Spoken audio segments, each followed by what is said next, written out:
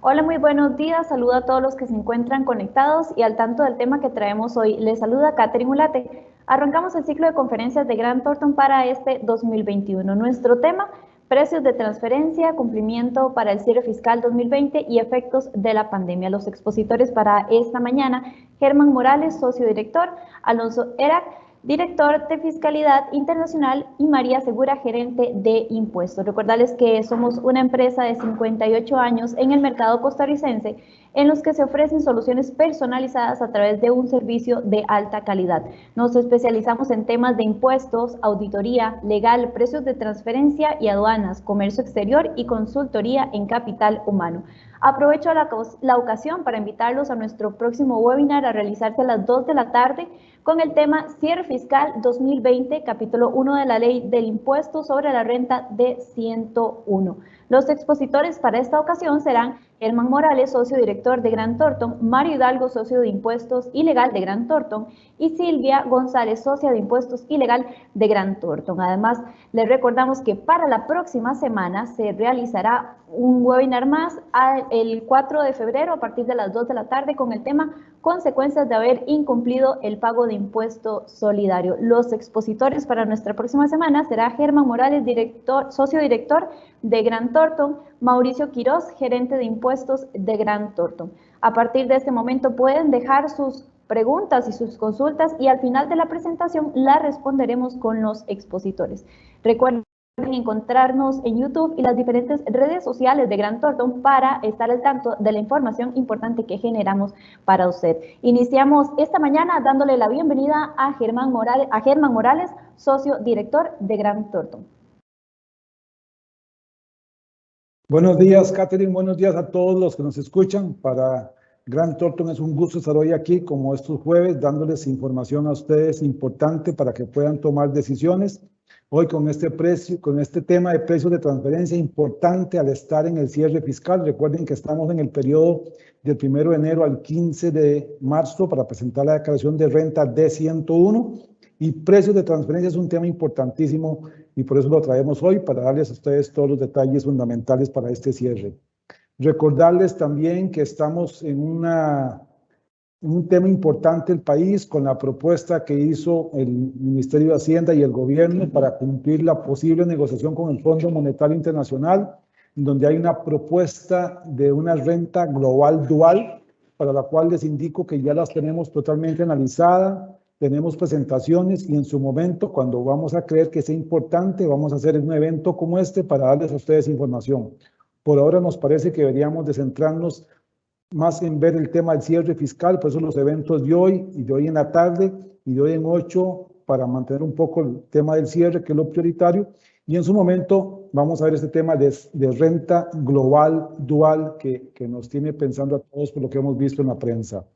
Agradecerles siempre que nos acompañen en estos eventos y como les digo, Grant Thornton los jueves va a seguir haciendo estos eventos, así que ahí estamos a las 10 de la mañana. Regreso con Catherine para que empecemos el evento de una vez. Gracias, buenos días. Muchas gracias, don Germán. Y también contamos con la compañía de Alonso Erac, director de Fiscalía Internacional, a quien le extendemos el saludo esta mañana. Buenos días a todos, encantados de compartir una vez más con ustedes. En este caso un tema tan, como decía Germán, tan importante y relevante como todos los periodos fiscales, en el sentido de poder estar cubriendo y estableciendo los temas de precios de transferencia que vamos a revisar el día de hoy, con especial atención no solo en estos temas de precios de transferencia usuales y normales, sino también en algunas de las recomendaciones y algunos de los comentarios que la misma Organización para la Cooperación y el Desarrollo Económico ha venido emitiendo respecto a las consideraciones de precios de transferencia para este periodo 2020 tan particular que hemos tenido este año. Permítame un segundo para proyectar. ¿Me confirman, por favor, que ya se está viendo la proyección? Ok, muy bien. Vamos a analizar primero una serie de conceptos generales que es muy, muy importante de tener claros antes de irnos sobre temas específicos. Básicamente son tres asuntos que es importante que los tengamos muy claros. El primero es que cuando estamos hablando de precios de transferencia, este concepto que todavía genera algún ruido o alguna confusión, cuando estamos hablando de precios de transferencia, estamos hablando de los precios que son pactados entre partes vinculadas. O sea, el tema de precios de transferencia o el concepto de precios de transferencia es a veces un concepto que se oye un poquito como estético, como complicado, pero los precios de transferencia no es otra cosa que un precio común y corriente de una transacción. Sin embargo, la modificación de su nombre como tal deriva del hecho de que exista una vinculación entre dos partes y que entonces ahí tengamos algunas fuerzas de mercado que no necesariamente fueran a operar como perdían con terceros. Teniendo claro este primer concepto general, venimos al segundo, que es la otra cosa de qué es lo que pretende el tema de precios de transferencia. Bueno, los análisis de precios de transferencia, en términos muy sencillos, lo que tratan de hacer es de cumplir con el principio que se llama de libre competencia. ¿En qué se resume este principio? Bueno, lo que se busca es que todas aquellas transacciones que se han realizado con partes vinculadas hayan tenido un comportamiento como si fueran terceros. Yo siempre pongo este ejemplo en las charlas o inclusive en las ocasiones que me ha tocado dirigirme al público en general, es que, bueno, si yo estoy vendiendo mi carro y hay alguna parte interesada, bueno, no es lo mismo eventualmente la negociación o no es lo mismo eventualmente el sentimiento, lo que sea, de que si un compañero aquí de trabajo de la oficina me quiere comprar el carro, pues yo voy a tratar de vendérselo lo más caro que yo pueda y mi compañero de la oficina o un tercero independiente va a tratar de comprármelo lo más caro que él pueda y lo más barato que él pueda, perdón. Y ahí vamos a tener un tema de mercado en el cual va a haber un comportamiento normal.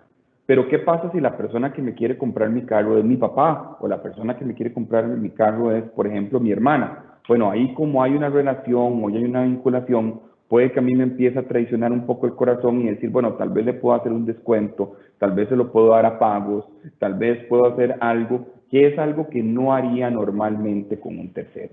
Y precisamente esta evaluación de precios de transferencia lo que busca es que las transacciones que yo realice entre vinculados se comporten como terceros. O sea, que yo le venda a mi papá o a mi hermana el carro en las mismas condiciones que yo se lo hubiera vendido a un tercero o se lo hubiera vendido a mi compañero de oficina que no tiene ninguna relación conmigo. Eso es el término general de lo que este estudio o análisis de precios de transferencia pretende. Ahora, esto nos lleva a una pregunta que usualmente es aquella filosófica de qué es primero, si el huevo o la gallina. Y muchas veces nos encontramos con clientes o con personas que comienzan a hablar de transacciones. Sí, mire, es que yo me presto plata, es que yo me vendo cosas, es que yo me presto un servicio, yo pago una regalía, sin irnos al tercer punto de concepto general, y es que recuerden que un eventual análisis de precios de transferencia nace primero de haber determinado o haber encontrado vinculación. Si yo no tengo vinculación, no hay nada que tengo que hacer en tema de precios de transferencia. Entonces es importante siempre tenerlo claro y que lo vayamos manejando, porque muchas veces nos hemos encontrado precisamente en discusiones donde se empiezan a hablar de todas las transacciones y después comenzamos a preguntar, mire, ¿y esta empresa tiene un control directo o indirecto sobre la otra? No. ¿Hay socios en común? No, solo socios minoritarios. Hay un tema, antes de la ley de fortalecimiento de las finanzas públicas, ¿hay un tema de vinculación exclusiva? No.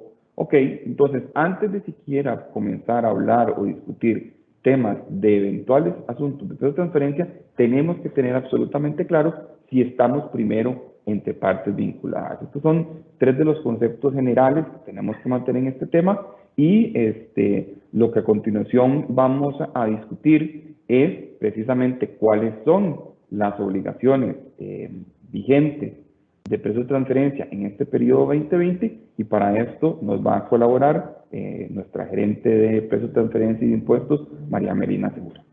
Buenos días a todos, a los que nos acompañan el día de hoy. Como bien indica Alonso, hay una serie de obligaciones que se derivan de este tema de precios de transferencia que tenemos que tener en cuenta para este 2020.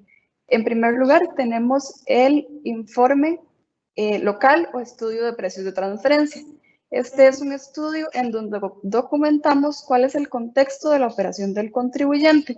hacemos un análisis de comparabilidad para llegar a un análisis de las transacciones llevadas a cabo durante el ejercicio fiscal. De ese análisis se podrían derivar ajustes en el caso de que alguna de las transacciones implicara algún perjuicio fiscal o el diferimiento del impuesto sobre la renta. Este es un informe que aplica para la masividad de los contribuyentes siempre y cuando tengan operaciones con partes relacionadas. En ese caso no se hacen excepciones. Y es un estudio que no se presenta en una fecha específica, sino que debe guardarse como parte de la documentación del ejercicio fiscal para entregarlo en caso de que la administración tributaria lo solicite. Tenemos también el informe maestro o master file. Este es un documento que involucra información de todo el grupo a nivel global. La responsabilidad de este informe recae sobre la casa matriz y se debe realizar anualmente a partir del ejercicio fiscal 2017.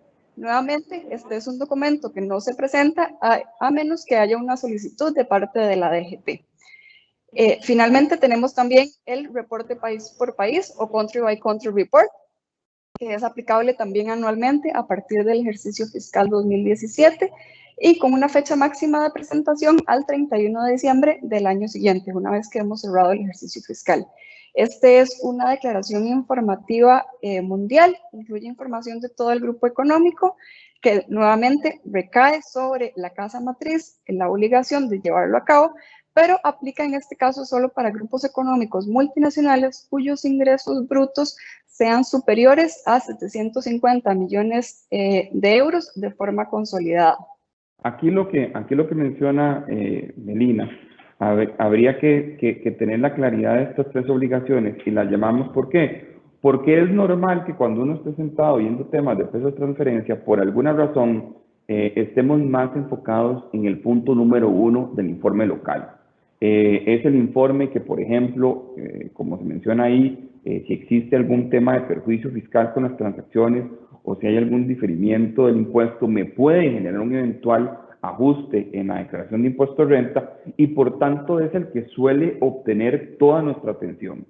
Pero vean que existen otras obligaciones y todas estas obligaciones no son obligaciones 2020, no tienen que ver siquiera con la ley de fortalecimiento de las finanzas públicas, no tienen que ver ni siquiera con la propuesta de nuevas obligaciones tributarias negociadas con el Fondo Monetario Internacional, han estado alrededor de nosotros en los últimos 3 o 4 años, que son otro tipo de informes que tienen cierta información y que también puede ser solicitada por la Administración Tributaria. Entonces, otra de las advertencias que es importante de hacer ahora es que si bien es cierto, el punto número 1 del informe local es en lo que el 99% de las veces vamos a estar enfocados porque es el que nos puede generar una afectación tributaria directa en la declaración de impuestos que eventualmente estamos pensando presentar, no hay que descuidar el hecho de que también hay que realizar el informe maestro.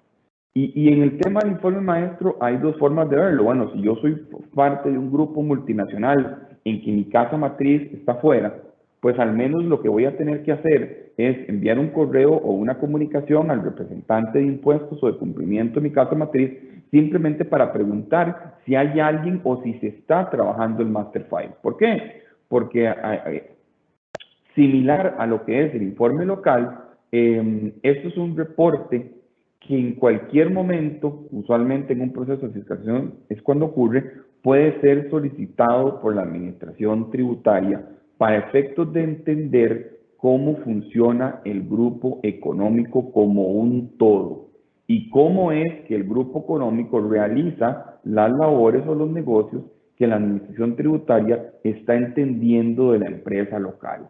Entonces es muy importante también de que no descuidemos esa parte del informe del maestro. Ahora, si nuestro grupo de múltiples empresas no es un grupo multinacional, o sea, no están ubicadas fuera de Costa Rica, sino que aquí tenemos un grupo empresarial que tiene una matriz aquí en Costa Rica, pues es responsabilidad de esa matriz también efectuar este reporte.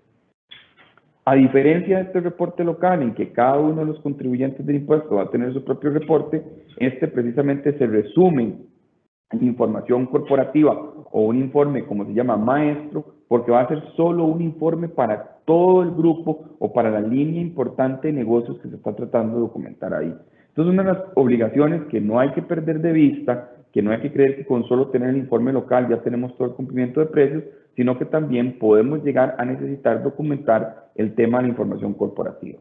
La resolución de GTR 16-2017, en complemento con las directrices para efectos de precios de transferencia de la OCDE, y también el tema de las acciones BEPS de la OCDE, todas estas acciones que han derivado en reformas fiscales buscando evitar la erosión de la base imponible y el traslado de utilidades, pues básicamente en Costa Rica lo que hemos seguido con esta resolución es utilizar exactamente los mismos conceptos o requerimientos que la misma OCDE ha dicho que debería considerar el informe maestro. Entonces, si nos vamos a revisar las normas de las BEPS, que básicamente nos definen un poco el tema del informe maestro, y vemos la resolución en información corporativa, nos vamos a dar cuenta que básicamente estamos necesitando informar exactamente lo que la OCDE recomienda que se informe.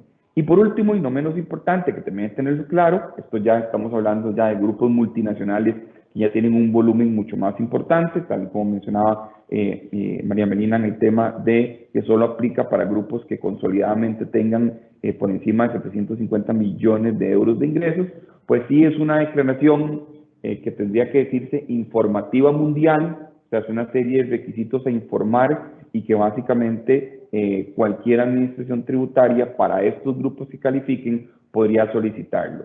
La solicitud de esta información es un poquito distinto. En realidad, nuevamente, este reporte o esta declaración informativa mundial, pues la llena nuevamente solo la casa matriz, a menos de que la casa matriz haya designado a otra de sus subsidiarias o a otro miembro del grupo multinacional a llenar y presentar esa declaración. Por ejemplo, podríamos tener una casa matriz afuera que tiene su unidad de servicios compartidos acá en Costa Rica, como es normal que ocurra en un régimen de zona franca, y que esa unidad de servicios compartidos sea la que presente declaraciones o llene declaraciones, y dentro de eso, pues la casa matriz haya subrogado la responsabilidad de llenar y presentar esa declaración a la zona franca costarricense. Entonces, en esos casos, por eso hay que estar monitoreando este tipo de cosas, porque en caso que me fiscalicen, si yo califico para hacer el country by country, si tributación me pregunta sobre el mismo, yo tendría que indicarle a la Administración Tributaria costarricense si eso se llena aquí, cuando me pregunten, o si eso se llena en otro país, ¿en cuál país es? ¿Por qué? Porque la administración utilizaría los instrumentos multilaterales que existen con el tema del country by country para solicitar a ese otro fisco eventualmente cuál es la información de esta declaración. Entonces, muy, muy importante tener completamente claro que si bien es cierto, hay algunas de estas obligaciones que recaen más en la parte local y otras que recaen más en nuestra casa matriz, pues tenemos que estar monitoreando, al menos para estar seguros que esa información eventualmente va a estar disponible. Hay que estar seguros de en qué idioma se está preparando esta información, porque recuerden que cada cosa que se le entrega al fisco costarricense tiene que venir en español. Entonces ya sabemos que nuestro informe maestro viene en inglés, viene en alemán, viene en cualquier otro idioma, pues tenemos que estar preparados para proceder con una traducción oficial para entregar al fisco, porque esa es información que ellos en cualquier momento pueden venir y son complementarias del informe local que estamos realizando. Adicionalmente, hay una obligación que se encuentra suspendida de manera indefinida, pero sí es muy importante tenerla en cuenta porque podría reactivarse, que es la obligación de la declaración informativa de precios de transferencia. Esta es como un resumen de lo que se va a recopilar en el estudio de precios de transferencia. Implica una serie de información, por ejemplo, de transacciones llevadas a cabo, partes con las que se realizaron estas transacciones, montos, análisis, etcétera. Y en teoría debería presentarse anualmente al último día hábil de junio. Sin embargo, como les comentaba, esta de momento se encuentra suspendida. Según se había publicado, esta iba a ser aplicable únicamente para grandes empresas territoriales, grandes contribuyentes nacionales, entidades en zona franca y también para empresas con transacciones vinculadas superiores a los 1,000 salarios base. También vamos a repasar algunos de los efectos de la pandemia sobre este tema de precios de transferencia y entonces volvemos con Alonso. Muchas gracias. Precisamente uno de los temas que quisimos abarcar, tal vez con un poquito más de tiempo y profundidad en este webinar, es el tema de los efectos que mencionábamos de la pandemia. Y el tema de toda esta pandemia del COVID-19 ha generado efectos en todos los estratos de la sociedad, desde efectos empresariales hasta efectos personales. En todo sentido, ha afectado la forma en la que nos manejamos, ha afectado la economía, ha afectado la recaudación. Hemos estado más que bombardeados, si quisiéramos utilizar esa palabra, para efectos de información que se nos ha provisto de todas las complicaciones que ha venido ocurriendo el tema de la pandemia. Y son complicaciones y efectos que no solamente han ocurrido en Costa Rica, sino que han, precisamente por un tema pandémico, ocurrido alrededor del mundo. Una de las cosas que se venía preocupando es, bueno, hay muchas afectaciones que quedan documentadas y quedan claras bajo el principio de mercado, que por eso era muy importante que lo viéramos en los primeros temas, en el sentido de que, bueno, si yo tengo una relación entre terceros, esa relación con todos los efectos pandémicos va a cambiar. Hemos visto cómo desde más o menos abril hasta la fecha, pues ha existido un tema de negociación, por ejemplo, en los temas de alquileres. Mire, he tenido que tener mi negocio cerrado durante 3, 4 meses. ¿Cómo podemos renegociar el tema de alquileres? Eso entre partes independientes, por ejemplo. Hemos visto cómo de una u otra forma los bancos han extendido ciertos plazos o han extendido ciertas flexibilidades hacia sus clientes para decir, mire, no me paguen las cuotas de abril y de mayo, o si usted está bajo un régimen de suspensión temporal laboral, pues entonces le voy a dar chance para que me pague el préstamo. Algunos un poquito más agresivos, como algunos de los bancos que dijeron, bueno, nos hablamos de nuevo hasta el enero próximo, el año pasado. En fin, ha existido una serie de modificaciones o de negociaciones entre partes independientes derivadas de la pandemia. Pero claro, hay otra cosa, y es que buena parte de la economía o buena parte de los efectos impositivos que existen ahorita son las transacciones que ocurren entre partes vinculadas. Y durante muchísimo tiempo estuvimos acostumbrados a analizar esas operaciones con partes vinculadas en un escenario de economía boyante o economía en curso, sin que hubiera una serie de prohibiciones o una serie de restricciones que tuviésemos que cuidar, como el caso de la pandemia. Entonces, claro, no teníamos esa afectación, podíamos ir a buscar información de mercado durante varios años y eso nos permitía hacer un análisis de precio de transferencia, hasta que llega un momento en la pandemia en que empiezan a existir complicaciones en la parte económica, en la parte transaccional, en el tema de cierres y demás, que no solamente va a afectar a las transacciones entre terceros, va también a afectar las transacciones entre vinculados. Y no solamente me va a afectar la transacción entre vinculados, me va a afectar su análisis y también me va a afectar las fuentes de información con el cual usualmente yo hago ese análisis para efectos de poder justificar que las transacciones con vinculadas cumplen con el principio de libre competencia y que por ende no están generando perjuicios fiscales a los países que están.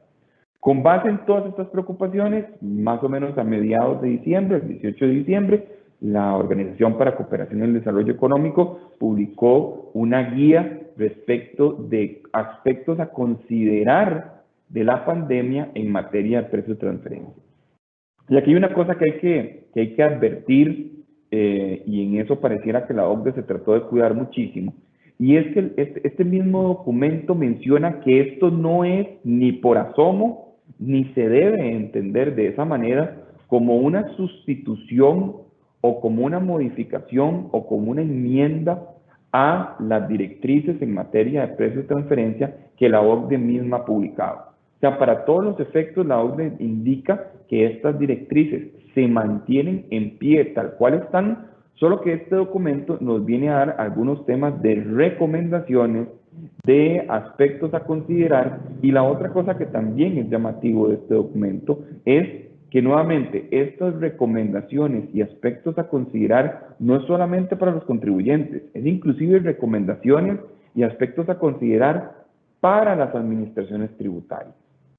Una de las partes medulares sobre las cuales está basado este documento y que sabemos que en la realidad, especialmente la costarricense que estamos viviendo aquí, algunos de ustedes lo puede sentir o lo puede ver con un poco de escepticismo, es que parte del hecho de que tanto como los contribuyentes como las administraciones tributarias van a tener que abrir su mente y es ser creativos y ser flexibles.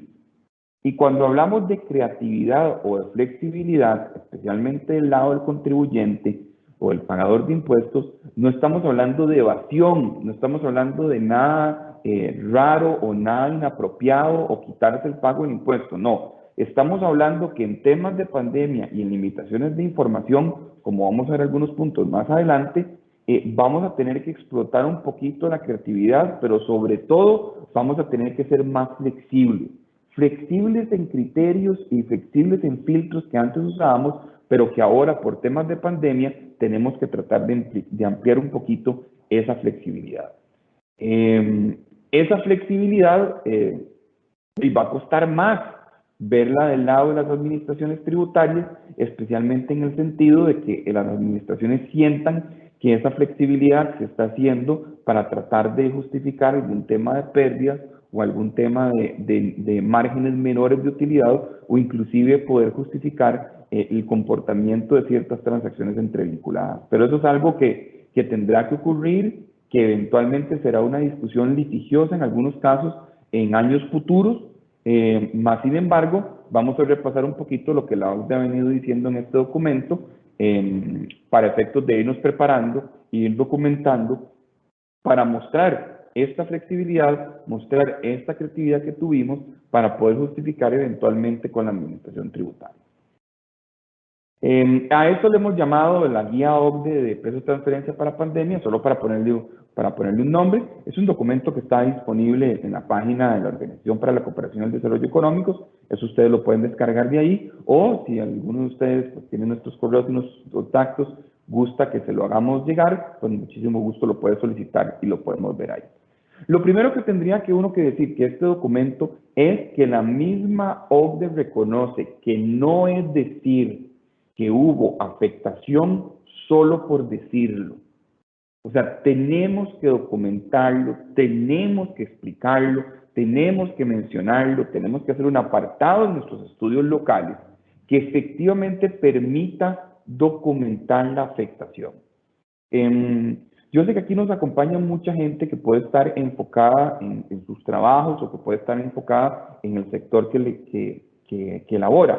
Nosotros como oficina de consultoría en impuestos, pues hemos tenido un abanico de posibilidades enorme de ver distintos temas de industria. Y les puedo garantizar que en todo este año pandémico del 2020 hemos visto negocios casi desaparecer, algunos inclusive desaparecer en este proceso pandémico. Hemos visto negocios que a brincos y a saltos se han logrado mantener y que ahí están y que no han cerrado. Hemos visto negocios en que el efecto ha sido más o menos neutro. Bueno, Alonso, esperábamos crecer un 20%, no crecimos 20%, pero nos mantuvimos similares al año pasado, o al menos nos mantuvimos en punto de equilibrio y eso simplemente nos hace mantener el negocio. Y también vimos otras industrias u otras líneas de negocio que básicamente han tenido un crecimiento exponencial, inclusive aumento de contratación de personal, cifras récord de ventas. Hay una serie de líneas, por ejemplo, la industria alimenticia, en las cuales han vendido más que nunca. ¿Por qué? Porque tal vez su producto es un producto de consumo básico, es un producto de un costo aún menor, y entonces, claro, en tiempos de pandemia donde hay que rendir la plata, pues tal vez hemos renunciado a algunos tipos de productos para consumir otros y eso ha generado mayores ventas. O ha existido ciertas líneas del sector farmacéutico, por ejemplo, del sector salud, que han tenido un repunte en el tema. ¿Por qué? Porque ahora todo el mundo necesita comprar mascarillas, todo el mundo necesita comprar alcohol en gel, soluciones de alcohol, etc. Entonces, bajo ese abanico, es que la misma OCDE indica que puede haber sectores de negocio que hayan tenido una afectación muy grave, otros una afectación mediana y otros más bien hayan tenido el mejor año de su vida. Entonces, no podemos decir solamente que tuvimos afectación, sino que esta afectación tenemos que documentarla en el estudio. Y una de las cosas que menciona en este momento esta guía adicional de la OCDE en temas de pandemia es que cualquier información es buena. Periódicos, informes macroeconómicos, informes específicos de país, noticias que ha emitido propiamente el Estado. O sea, tenemos que guardar todo ese tipo de información y tenemos que tratar de incorporarla en el estudio local de precios de transferencia en la medida que no hayamos tenido algún tipo de afectación. Aquí estamos mostrando, hay algunas otras, vamos a ver, otras recomendaciones que este documento tiene, pero aquí estamos mostrando tal vez las 6 recomendaciones en el tema de afectación que consideramos que son más importantes en este documento. Una de las cosas con las que podemos demostrar de que efectivamente hubo afectación y podemos documentarla es precisamente un comparativo de ventas o un comparativo de comportamiento financiero pre y post-COVID. A uno le gustaría decir que nunca hay un buen momento para algo como lo que nos tocó vivir en temas pandémicos. O sea, nunca lo hay. Pero si hubiésemos tenido que sufrir esto en algún año, para la mayoría de los contribuyentes costarricenses, el 2020, digamos que fue un periodo idóneo. Si quisiéramos usar una palabra nuevamente, nunca lo es, pero es idóneo para haber tenido este tema. O sea, si en algún momento íbamos a tener un problema como este, para la mayoría de contribuyentes costarricenses, 2020 era el idóneo. ¿Por qué? Porque una de las cosas que la misma OCDE recomienda es que yo pueda hacer este comparativo de lo que tenía antes y lo que tenía después de COVID. Y para la mayoría de contribuyentes que tenían un periodo al 30 de septiembre, eso quiere decir que los efectos más fuertes de esto, que comenzaron con los cierres y con las acciones estatales a partir de marzo, les permite decir que en este periodo de 15 meses tuvieron aproximadamente 5 o 6 meses que se comportaron con relativa normalidad y después tuvieron 10 o 9, dependiendo de esos 5 o 6 meses al inicio, que ya se ven afectos por la pandemia. Uno con mayor afectación cuando hubieron cierres manifiestos, u otros en menos afectación cuando ya se permitió reingresar. Entonces, poder mostrar, inclusive aquellas empresas que tenían año natural, al menos tuvieron 3 meses en que el comportamiento fue normal, al menos poder demostrar cómo se comportaba la entidad antes y cómo se mostraba la entidad después de COVID, pues nos permite explicar que efectivamente hubo una afectación. O sea, poder mostrar el antes y el después de cómo me comportaba en tiempos COVID, inclusive para algunos negocios que ya se conoce que tienen un tema cíclico, demostrar cómo las últimas dos Semanas Santas, por ejemplo en el sector hotelero, mire, yo tenía este comportamiento de ingresos y de ventas en las últimas 3 Semanas Santas que enfrenté. Esta Semana Santa me tocó con pandemia, vean lo que pasó. O sea, eso me puede permitir demostrar afectación. No sé, empresas que se dediquen a la venta de vehículos. Vean como yo usualmente vendía vehículos en los años anteriores, inclusive era porque usualmente en julio hacíamos Expo Móvil y en las Expo se vendían cantidad de vehículos. En este año no hubo Expo Móvil, mire, básicamente no estamos vendiendo lo mismo. O sea, ese comparativo de lo que yo hacía antes del COVID y lo que estoy haciendo ahora me puede servir para efectos de demostrar que hubo afectación. Cambios en la capacidad instalada. Si en algún momento yo tuve que disminuir producción, yo puedo mostrar, mire, antes yo producía 4,000 unidades, tenía mi bodega llena de artículos importados y demás. Bueno, podemos demostrar cómo ha disminuido eso, cómo ha disminuido el uso de las máquinas, cómo se ha disminuido mi capacidad instalada, cómo se han disminuido mis importaciones, para poder demostrar a dónde básicamente se encuentra mi afectación. Toda la información, en el punto tercero que vamos a ver aquí, toda la información relativa a costos incrementales por COVID, tengo que tener la posibilidad de documentarla. Todos estos negocios que están haciendo un esfuerzo por mantener a toda su planilla de empleados sin despidos, con con la esperanza de poder reabrir, y cuando lograron reabrir, mantuvieron su planilla, pues tienen que mostrar, mire, aquí tengo costos que los mantuve y los tuve que manejar apenas de COVID. ¿Regresamos? Sí, regresamos con mascarillas especiales, regresamos comprando alcohol en gel, regresamos ofreciéndoles ciertas cosas a nuestros clientes. Todos son costos operativos, costos incrementales que antes no teníamos y que los estamos incurriendo o los estamos contratando precisamente por todo este tema. Hubo inclusive compañías que para lograr, por no poder, por ejemplo, hacer teletrabajo, una de las cosas que utilizaron fue, bueno, ya hay las famosas pruebas PCR de COVID en Costa Rica, vamos a pagar una prueba de eso a todos nuestros empleados para que todos los negativos puedan regresar, y a partir de ahí comenzamos un tema de políticas de sanitarias y todo lo demás para mantener operación. Bueno, son costos incrementales. Todo eso tenemos que poderlo documentar en el estudio para efectos de demostrar, ya sea que esto en comparación con otras cosas nos generó pérdidas o nos generó una menor utilidad de la que estábamos teniendo en periodos anteriores. Muy importante, restricciones y asistencia estatal en el tema del punto número 4.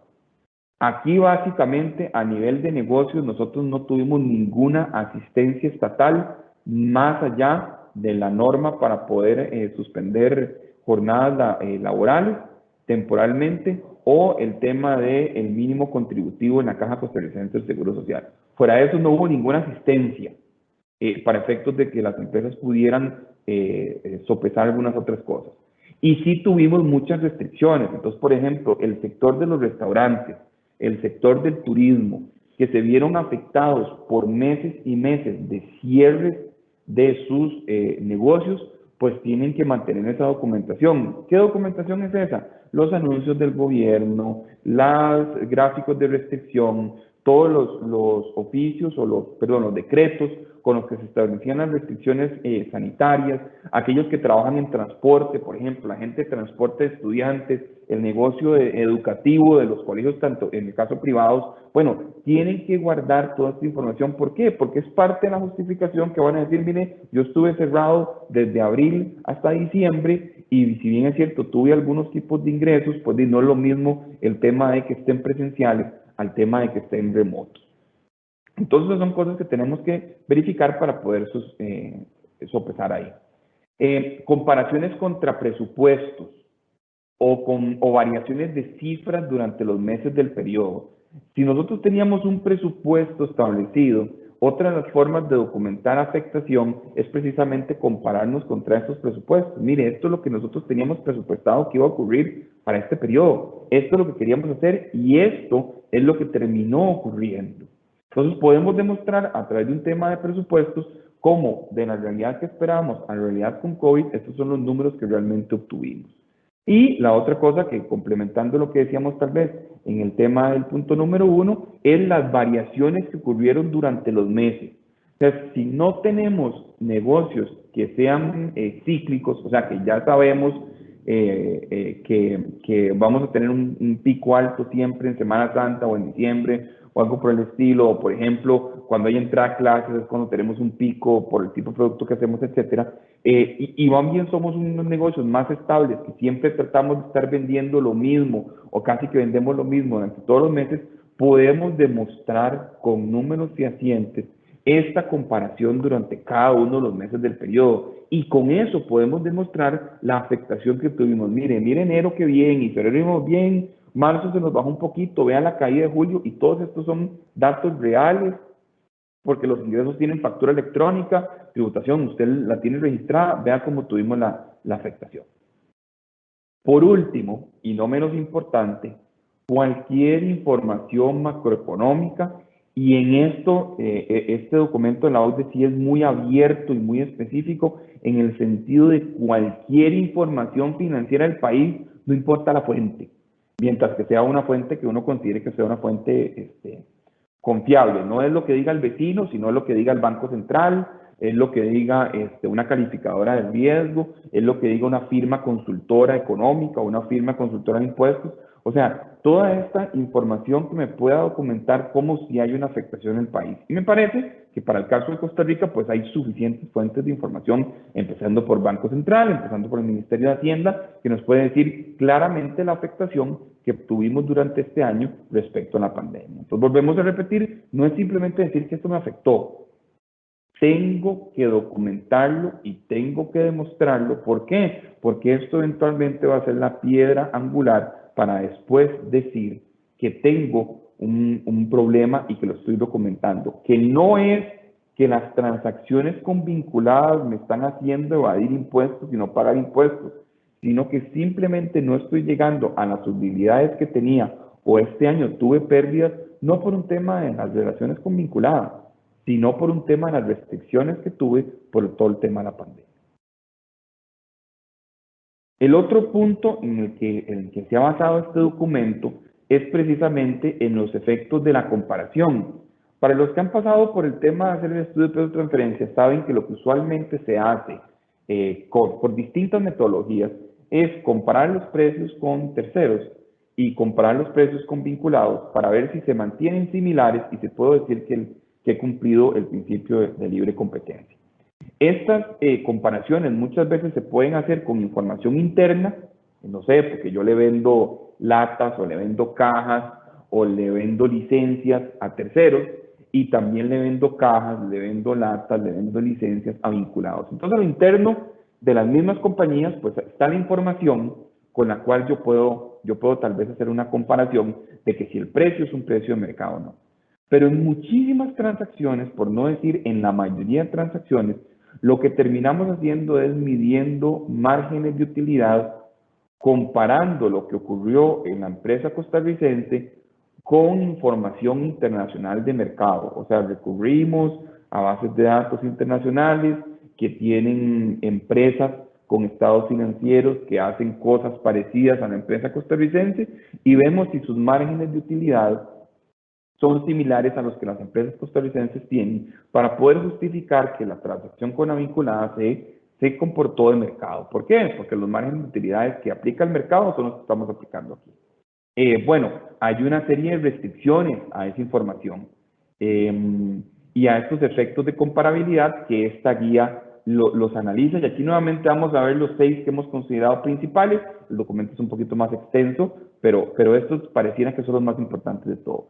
Lo primero es información comparativa preliminar. Vean, hay un tema que lo habíamos discutido desde siempre y es que muchas veces la información que se requiere para hacer el análisis de precio de transferencia, la más contemporánea o la más cercana, no está disponible al momento de hacer de la declaración de impuestos acá en Costa Rica. Entonces, hay una serie de promedios y de cosas que hacemos para poder nivelar eso. Pero lo que va a ocurrir es que en este momento no vamos a tener información reciente de empresas que se parezcan a las nuestras que se hayan visto afectadas por COVID. O sea, esa información va a ir saliendo por ahí de junio, julio, inclusive octubre, y ya nos ha tocado hacer nuestros análisis de precios de transferencia. ¿Cómo paliar eso? Bueno, una de las cosas que recomienda el tema de la OCDE precisamente es utilizar la información comparativa preliminar. O sea, aquellas empresas que estoy usando, si ya tuvieron que entregar información financiera de un trimestre, utilizar ese primer trimestre y compararlo contra el primer trimestre de nuestras empresas para mostrar que al menos en principio todo iba bien y después fue el tema del COVID. Eso es algo que se considera, tiene sus contras, porque no todas las entidades tienen información trimestral. Si son entidades cíclicas, pues puede que lo importante de esa información venga meses después y no esté ahí, o puede que haya una serie de ajustes que se suelen realizar en los últimos trimestres del año que no están ahí. Tienen sus debilidades, pero aquí tenemos que ponernos nuevamente un poco creativos y nuevamente flexibles. Va a haber que flexibilizar filtros de búsqueda. Uno hace una búsqueda de empresas comparables pensando en una serie de filtros a veces muy estrictos.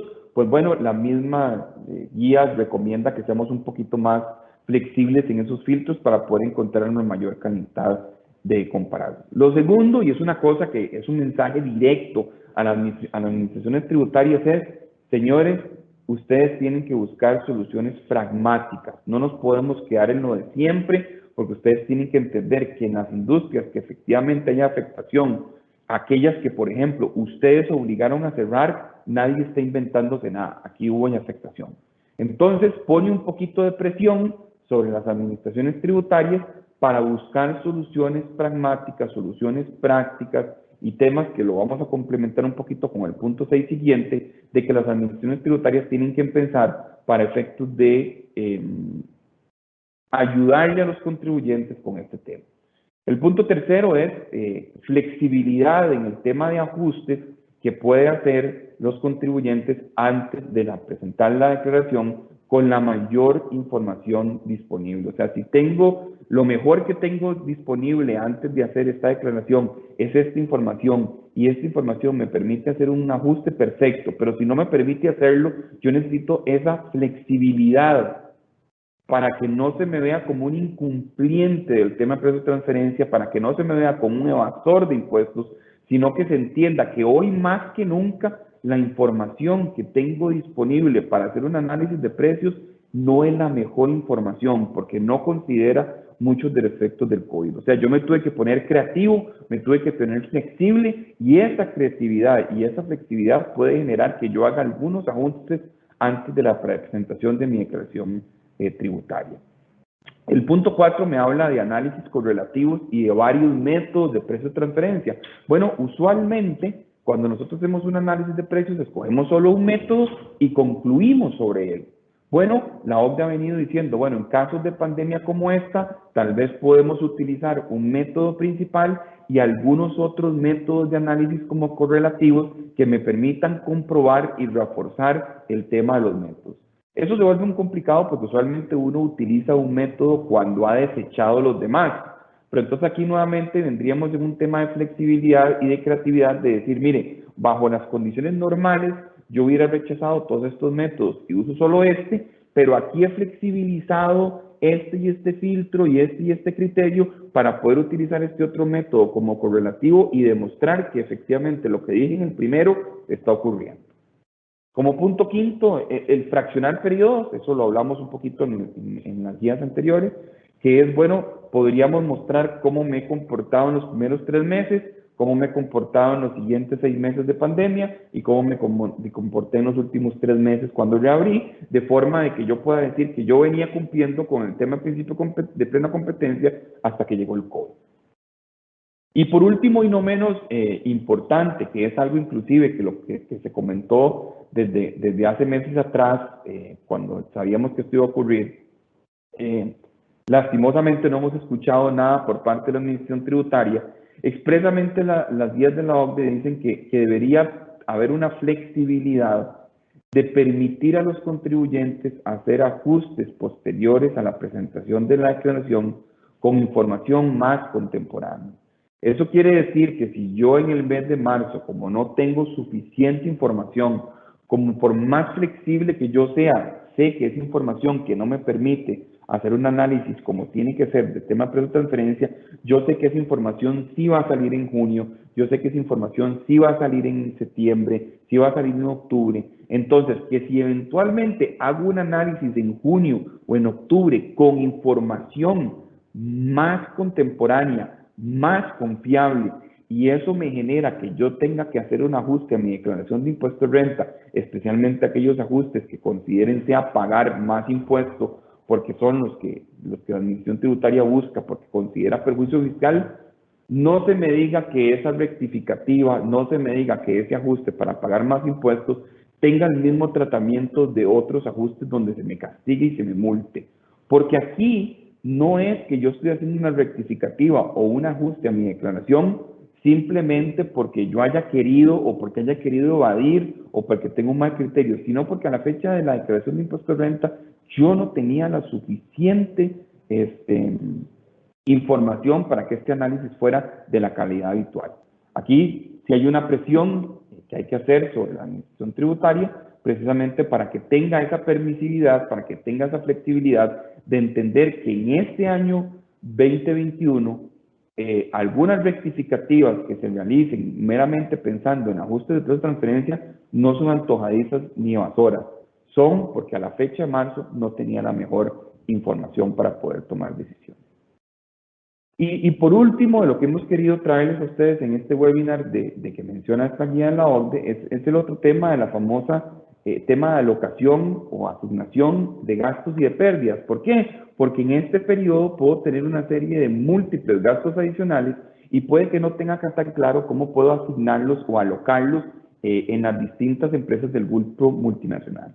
Lo primero, nuevamente, repito, hay que documentar los gastos adicionales, equipos de seguridad, equipos sanitarios, por ejemplo, aquellas compañías que no tenían implementada una política tan fuerte de teletrabajo, pues bueno, tuvieron que invertir en licencias de software que les permitiera teletrabajo, algunas invertir en licencias que les pudiera controlar más o menos el tema de teletrabajo y que por lo tanto les generó comprar licencias. Bueno, todo eso tengo que documentarlo. Ahora, en un grupo multinacional, ¿a qué compañías les puedo asignar esos gastos? ¿Cómo los distribuyo en las empresas? Bueno, vamos a ver, si yo tengo una empresa meramente productora que no tiene empleados y luego tengo otra empresa que sí tiene empleados y le brinda servicios a la productora, pues esos gastos adicionales inicialmente se le van a asignar a la que tiene empleados, porque son a las que le tuve que comprar servicios de seguridad. Y ergo, le voy a tener que trasladar esos costos a través del cobro de la prestación de servicios a la empresa de esto. Entonces hay que tener cuidado de efectivamente para quién era exactamente ese tipo de gastos. Esa es la entidad que va a tener que soportarlo. Y eventualmente en la entidad en la que efectivamente le toca soportar, puede justificar a través de estos gastos adicionales el tema de por qué tiene pérdidas o por qué tiene una utilidad menor que la que solía tener. El punto número 2, muy importante, ser consistentes con la caracterización de las transacciones y de las empresas. Y aquí esto suele ser, digamos, dicen que por ahí aparece el karma. Bueno, esto puede ser un efecto karmático también para todos nosotros, que si bien siempre hemos dicho, miren, no, es que esta empresa A es una empresa de bajo costos, porque ella no asume el costo del inventario, no asume el costo de las cuentas por cobrar. Entonces, si antes de la pandemia, esta empresa siempre dijimos que no asumimos esos riesgos, ahora no podemos decir que tenemos gastos o pérdidas por inventarios o por cuentas por cobrar en temas pandémicos. ¿Por qué? Porque, señores, siempre hemos dicho que esos riesgos, eso no los tenía la compañía. Entonces, tenemos que ser consistentes y revisar lo que siempre hemos dicho a nivel de caracterización de empresas y transacciones para manifestarlo en este año de pandemia. ¿Por qué? Porque sí nos podrían cuestionar, por ejemplo, el que siempre hemos dicho de que una empresa no tenía un riesgo y hoy estemos documentando en este año de que yo tuve pérdidas o tuve bajas utilidades porque tuve que asumir el riesgo que siempre dije que antes que no tenía. Entonces hay que tener mucho cuidado y tenemos que revisar qué es lo que venimos haciendo antes y qué vamos a decir que hacemos ahora. Documentar las renegociaciones con empresas vinculadas, así como las negociaciones con terceros no están en piedra, también tengo a través de adendum o a través de documentos que indicar que estoy renegociando con mis partes vinculadas, indicar periodos de gracia, indicar el tema de descuentos. ¿Por qué? Porque eso yo lo haría con un tercero. Y tenemos que explicar cuáles son las razones por las cuales estamos renegociando términos con empresas vinculadas. Por ejemplo, yo podría decir, mire, yo tengo un contrato royalty con una empresa vinculada que es un 2% de todo lo que yo venda y con un mínimo de pago de $15,000 mensuales por el tema del uso del royalty. Bueno, aquí yo podría documentar como parte de las renegociaciones que durante 3-4 meses que mi tienda estuvo cerrada, yo logré renegociar que ni siquiera el pago de $15,000 se aplicara. ¿Por qué? Porque estoy con la tienda cerrada. Entonces ahí, esto es una renegociación que uno debería verla en términos normales, pero que tiene que quedar documentada a través igual del contrato o de un adendum o una documentación formal y por escrita para tener claridad de qué fue lo que se renegoció. Cuarto, documentar siempre según los activos, funciones y riesgos quién es el que asume estos costos extra. Repito, no podemos decir que a una empresa le nacen costos extra por riesgos que hemos dicho que no tenía y que ahora convenientemente en el tema de la pandemia decimos que sí tiene. Y por último, y no menos importante, un tema que menciona en este documento es eventualmente el uso del término de fuerza mayor. Y este término que se menciona en este documento de la OCDE, pues tiene que estar documentado. Usualmente cuando hacemos un contrato con un tercero, siempre vienen cláusulas de fuerza mayor. Bueno, en el caso con un vinculado también. Entonces, por ejemplo, una directriz gubernamental en que me diga, señores, ustedes a partir de mañana cierran su oficina y no la pueden abrir hasta dentro de 4 meses, si yo me dedico a vender productos, o sea, no tengo un negocio en el que yo pueda teletrabajar, pues claramente yo eventualmente puedo decir, bueno, eso es un tema de fuerza mayor que me está obligando a variar o a suspender el contrato entre las partes. Pero ese efecto de fuerza mayor tiene que estar documentado contractualmente. Por eso repetimos, y es algo que siempre hemos dicho, si usted va a hacer una transacción con un vinculado y usted tiene en su mente que para haberla hecho con un tercero, usted hubiera establecido un contrato con un montón de cláusulas y asuntos, maneje sus relaciones con vinculados de la misma forma. Haga un contrato de forma que después se pueda explotar el tema contractual a través de estas recomendaciones.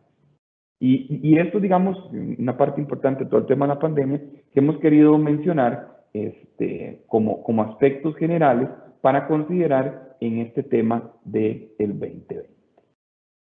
Muchas gracias, don Alonso, y también a María por esta explicación del tema que estamos viendo el día de hoy. Iniciamos con las preguntas para esta mañana. Si yo detecto que tengo relaciones con compañías relacionadas, ¿qué tengo que hacer de precios de transferencias para cumplir la norma fiscal? Bueno, una vez que se ha identificado que existen transacciones con partes vinculadas, tenemos que entonces proceder con el informe de precios de transferencia para el ejercicio fiscal que ya cerró. Y como es muy importante, como mencionaba Alonso al principio, bueno, sí hay que verificar que efectivamente exista vinculación de acuerdo con los criterios de la normativa costarricense, que se encuentra en el artículo 68 del reglamento y la ley del impuesto sobre la renta. Una vez que se ha hecho el informe de precios de transferencia, también hay que verificar si debemos cumplir con alguna de los otros 2 requerimientos. Si somos casa matriz y tenemos que encargarnos de la responsabilidad del master file también, y si el grupo tiene ya este documento, en caso de que nos lo soliciten, podamos hacer la solicitud correspondiente. O también respecto al Country by Country Report, si se cumpliera con la condición de los ingresos globales de 750 millones de euros. Otra pregunta que nos hacen llegar dice, si lo que tengo entre relacionadas son servicios de alquiler del edificio donde tengo las oficinas, igual debo hacer el estudio de precios de transferencias. Correcto. Independientemente del tipo de transacción que exista entre partes vinculadas, se debe llevar a cabo el estudio de precios de transferencia. Como decíamos, esta es una obligación que aplica para la masividad de los contribuyentes, entonces, independientemente de montos, del tipo de transacciones, etcétera, deberíamos de cumplir con esta obligación. Una pregunta más dice, ¿puedo yo como contador de una empresa hacer el estudio de precios de la compañía donde trabajo? Vamos a ver. No hay ninguna norma escrita que diga quién es el que tiene que ejecutar el estudio de precios de transferencia. Digamos, no hay una norma que me diga, como por ejemplo las auditorías financieras, que solo un CPA colegiado puede realizar ese proceso. En el caso del precio de transferencia, pues cualquier persona que tenga el conocimiento técnico para hacerlo, lo puede realizar. Inclusive hay empresas que lo realizan a lo interno si alguien tiene el conocimiento técnico para hacerlo. Al final de cuentas, lo que hay que tener claro es que hay que cumplir con todos los requisitos de información que me pide tributación en ese informe local, y que usualmente la traba que encuentran las empresas para poder hacer a lo interno sus estudios de precios de transferencia es que, a menos de que tengan algún comparable interno, o sea, alguna transacción interna entre vinculadas entre terceros, no tienen acceso tan sencillo como lo tienen los consultores al tema de bases de datos de información externa. Y no es que las bases de datos sean información privada, por eso no podemos usarlo en los análisis de precios, sino de que hay muchos accesos a bases de datos que básicamente ciertos proveedores de servicios lo que hacen es irse a todas estas páginas y consolidar la información. Todas las páginas gratuitas consolidan la información, y uno como consultor finalmente a lo que accede por un fee es a poder obtener toda esa información de forma consolidada. Entonces, usualmente la única traba que involucran las empresas es que no tienen acceso o pagar por ese acceso les sale más caro que alguien, obviamente, les haga el estudio de consultoría y entonces esa es la razón para la que no lo hacen. Pero en términos generales no hay ninguna prohibición para que hacia lo interno alguien tiene el conocimiento técnico para hacer el estudio de transferencia y cumplir con un estudio que tenga todos esos requisitos, lo pueda realizar porque no hay prohibiciones de quién puede o no realizar ese reporte. Nos dice la última consulta, ¿me pueden hacer un resumen de cuál es el efecto de la pandemia, en qué afecta el informe o la valoración de las transacciones? ¿Significa esto que puede tener variaciones mayores a las medidas que regula la ley? Vamos a ver. Los efectos de la pandemia son claros. Vamos a tener industrias que se vieron muy afectadas, no solamente en Costa Rica, sino a nivel mundial. Entonces, siguiendo aquel tema de comparar peras con peras y manzanas con manzanas, uno debería decir que si yo estoy haciendo una comparación de una empresa costarricense afectada con el COVID y por alguna razón yo tengo que hacer esa comparación con empresas que publiquen sus estados financieros en bolsa y que es el fuente de información, yo buscaría que esas empresas no solo hagan lo mismo de la costarricense o muy similar, sino porque también se hayan visto afectadas por el tema del COVID. ¿Qué es lo que me puede generar el COVID? El COVID lo que me puede generar es que yo tengo una empresa que tiene transacciones con empresas vinculadas que durante toda su vida tuvo utilidades y que este año pueda tener pérdidas o pueda tener utilidades menores a las que históricamente hemos tenido. Entonces, el tema del reporte lo que se pretende es documentar lo más posible el tema del efecto de estas transacciones en el año y en la documentación soporte que estoy teniendo. Precisamente para evitar que me digan que este tema de pérdidas o bajas utilidades no tiene que ver con la pandemia, sino que tiene que ver porque estaba tratando de enviar más utilidades a un tema vinculado. O sea, la pandemia me puede generar que yo tenga que ser más flexible en ajustes, me puede generar que el capítulo de estrategias de mercado o de efectos de mercado antes era un capítulo de una página y ahora es un capítulo de 10, porque tuve que explicar todo lo que me tocó vivir en este año, que el gobierno me cerró el negocio, que tuve que despedir personal, que perdí clientes importantes, porque por ejemplo, puede que yo no haya tenido mi negocio, pero si yo soy un distribuidor de productos cárnicos para restaurantes, tuve que dejé de vender carne tanto como antes porque los restaurantes sí estuvieron cerrados. Entonces, si eventualmente yo le compro toda esa carne a una empresa vinculada, yo voy a tener que demostrar, y la empresa vinculada que me vende carne a mí va a tener que demostrar que por el cierre de los restaurantes hubo un menor consumo y por tanto yo como distribuidor de carne no le pude comprar carne a mi distribuidor mayorista y mi distribuidor mayorista no me vendió tanta carne. O sea, eso es un efecto en cadena que tenemos que documentar de forma importante ¿en dónde? En nuestro informe local de precios de transferencia.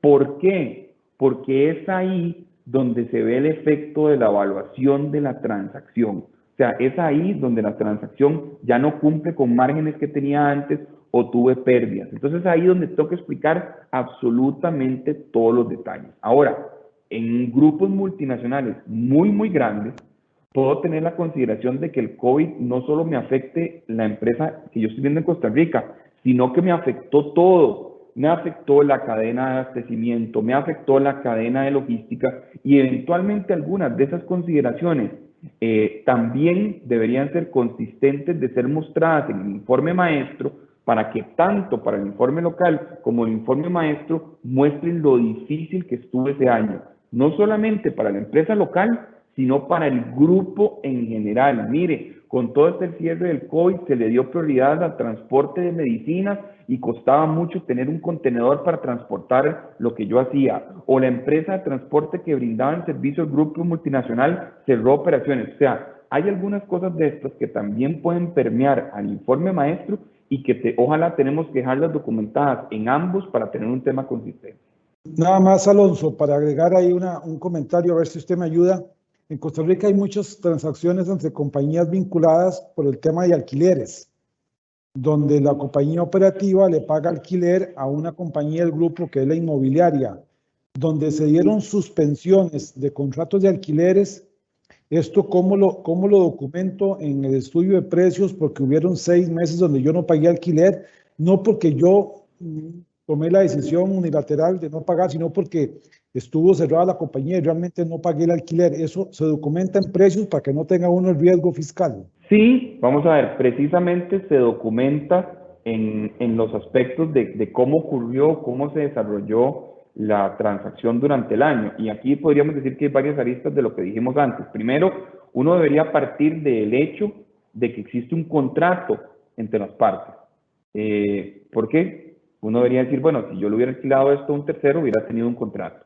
Entonces, si como tengo un contrato, tengo que revisar si, por ejemplo, el contrato tiene alguna cláusula de fuerza mayor que me permita invocar la fuerza mayor y decir, mire, estos son actos de fuerza mayor y por tanto esto es en una adeudo contractual lo que vamos a hacer con el tema de la suspensión. Por ejemplo, si no hay una cláusula de fuerza mayor, igual un adendum del contrato que se diga, bueno, en el día de hoy, según las siguientes características, se toman las siguientes decisiones entre nosotros del cobro del alquiler. Eso en la parte contractual, que es muy importante. También en la parte del reporte, bueno, si resulta que yo le estoy alquilando a la parte operativa y la parte operativa lo que tiene ahí son tiendas, tengo una venta de tenis, tengo venta de ropa y también tenía una soda o un restaurante, pues claramente las dos partes pueden documentar de que, mire, de marzo hasta septiembre resultó que el gobierno costarricense, como medidas sanitarias, en todos los decretos y oficios que mandó a cerrar las tiendas. Esta es la razón por la cual yo negocié con la persona que le estaba pagando el alquiler. Mire, por los próximos 4 meses no le puedo pagar el alquiler. ¿Por qué? Porque no tengo nada. Pero eso tiene que quedar documentado. No solamente tengo que decirlo, o sea, tiene que existir la documentación, tengo que guardar las noticias, pantallazos, PDFs, informes y demás que me permita decir eso. Porque eso, ¿qué va a ocurrir? Ya la empresa que estuvo cerrada 6 meses, en su operación en general, va a tener pérdidas o no va a tener las utilidades usuales. Ya eso va a ocurrir por default y podría decir uno que entonces tributación tendría que tenerlo claro. Pero, por ejemplo, la empresa que tiene los ingresos por alquiler va a tener un rendimiento sobre activos menor al que usualmente venía teniendo. ¿Por qué? Porque hubo 6 meses en los cuales no recibió ingresos de alquiler por lo que le pasó a la otra. Entonces ahí es donde hay que explicar absolutamente todo el proceso. ¿Y por qué este efecto de que no cobré 6 meses no fue porque no quise o no fue porque, nuevamente, con el ejemplo que yo ponía al inicio de vender el carro a mi papá, no fue que me transicionó el corazón de no cobrarle a mi vinculada, o no le quise cobrar porque también hay un tema ahí de flujo de caja, de renta inmobiliaria mensual, en que me servía no cobrar en esos meses porque no quería sacar la plata de ese impuesto. Eso no puede ser la razón. La razón tiene que ser que hay un tema de restricciones que tiene que quedar documentado en ese reporte de forma indudable para poder decir esta es la razón. La otra cosa es que la empresa que recibe el alquiler también puede demostrar que ella hizo otros trámites para poder no cobrar ese alquiler. Por ejemplo, se dio mucho que las empresas que eran dueñas de inmuebles, que le alquilaban tanto a terceros o a vinculados, fueron al banco a decirle, mire, señor banco, viera que me cerraron un montón de gente, hay gente que no me puede pagar el alquiler, que estoy llegando a un ejemplo de que no me paguen o me paguen una tarifa reducida, yo necesito ver. Y el banco llega básicamente y me dice, bueno, señor don Alonso, dueño del inmueble, yo le voy a perdonar o le voy a reajustar la cuota durante los siguientes 6 meses. Entonces, la empresa que tiene ingresos por alquileres también puede demostrar a través de las negociaciones que efectuó con terceros, en este caso el banco, mire, señor banco, también me dieron 6 meses de gracia porque tenía esos 6 meses en los cuales no iban a recibir este ingreso. Toda esa documentación tiene que incorporarse dentro del informe local de forma que me permita justificar por qué esos 6 meses ocurrieron sin pagar, por ejemplo, el tema de alquiler. Nos hacen la última consulta y nos preguntan, ¿todas las transacciones entre partes vinculadas deben tener un contrato que lo documente? Vamos a ver. Usualmente lo que se hace es que se documenta contractualmente aquella relación que con terceros también tendrías contractual. O sea, si usted se dedica, por ejemplo, a traer e importar ropa deportiva, por decir algo, usted es representante de una marca Y entonces usted como representante de esa marca después le empieza a vender a un montón de tiendas acá en Costa Rica, las distribuidoras minoristas, a las tiendas a donde la gente va a comprar en realidad. Entonces uno tiene que preguntarse, bueno, yo a la tienda X cuando le vendo esa ropa, que es un tercero, yo firmo un contrato. No, simplemente pactamos unas condiciones y le vendo. Bueno, entonces en esos casos, si también le voy a vender a una tienda cuyos dueños son los mismos de la importadora, entonces uno tendría que decir, bueno, esa relación no necesariamente va a tener un contrato. ¿Por qué? Porque con un tercero no tiene contrato. O sea, en asuntos de comparabilidad estamos con dos transacciones que ninguna de las dos tiene un contrato. Pero hay una serie de transacciones que claramente si yo las hubiera hecho con un tercero, hubiera hecho un contrato. Y esas, si las hago también con un vinculado, deben tener contrato. Por ejemplo, si yo presto plata, yo les garantizo que nadie le presta plata a un tercero sin hacer un contrato préstamo. Entonces es complicado decir que si yo estoy haciendo un préstamo con un vinculado, no tengo un contrato. Y no tengo un contrato en las mismas condiciones y cláusulas que las tendría con un tercero. Por ejemplo, si yo le voy a cobrar a un vinculado una regalía, un royalty por derecho de uso de una marca, o le voy a vender una licencia, es difícil pensar que yo a un tercero le vendería una licencia sin unos aspectos contractuales que digan qué puede hacer y qué no puede hacer con esa licencia. Es difícil decir que yo le pagaría a un tercero un royalty sin que firmemos un contrato en que me diga cuáles son las condiciones del royalty. Entonces, en la medida de que es evidente que hay algunas transacciones que si yo las hubiera hecho con terceros, hubiera pedido un contrato o hubiese firmado un contrato, eso mismo me toca realizar con un vinculado, o sea, respetar los temas contractuales. Muchísimas gracias a los expositores del tema de hoy, precios de transferencia, cumplimiento para el cierre fiscal 2020 y efectos de la pandemia. Unas palabras finales, don Germán Morales, socio director. Muchas gracias, Catherine. Gracias a todos por escucharnos el día de hoy. Es un gusto darles información en esta ocasión de precios de transferencia, un tema importantísimo para este cierre fiscal. Decirles que siempre la idea de Grant Thornton es que usted disponga del tiempo para comprar, vender, dedicarse a lo que usted se dedica a su negocio y que Grant Thornton se prepare, se especialice en los temas de impuestos para tener sus dudas y sus consultas en un periodo prudente no mayor de 24 horas. Así que muchísimas gracias, los esperamos a los que pueden el evento de las 2 de la tarde sobre el cierre fiscal de la declaración D101. Gracias, Catherine. Muchas gracias, don Germán. También agradecemos la participación del expositor Alonso Erac, director de Fiscalidad Internacional. Bueno, muchas gracias a todos por haber estado hoy. Siempre es un espacio corto, estos pueden ser de 1 hora para hablar de todos estos temas, pero recordarles que nos mantenemos a las órdenes y que estamos para colaborarles en lo que cada uno de ustedes necesite, en aclaratoria de estos temas, que se vuelven importantes porque al final de cuentas recuerden que así como nosotros estamos tratando de cuidar nuestro dinero y ser lo más eficientes, pues también un tema recaudatorio estatal en el cual podemos vernos inmersos en políticas más agresivas de recaudación futuras, y todos estos temas, incluidos precios de transferencia, hay que ponerles cuidado porque nos pueden generar eventualmente un problema si no hemos tenido la diligencia adecuada. Muchas gracias, don Alonso. También agradecemos la participación de María Segura, gerente de impuestos. Muchas gracias a todos por acompañarnos el día de hoy. Quedamos a la orden. En caso de cualquier duda que podamos ayudarles con este tema, por favor no duden en contactarnos. Muchísimas gracias, doña María, y también a ustedes, los participantes, gracias por acompañarnos en esta hora de información. Les recordamos nuestro próximo webinar a partir de las 2 de la tarde y estar al tanto de nuestras redes sociales, donde pueden acceder al link para compartir también con nosotros en la actividad de la tarde. Muchísimas gracias, que tengan un muy buen día.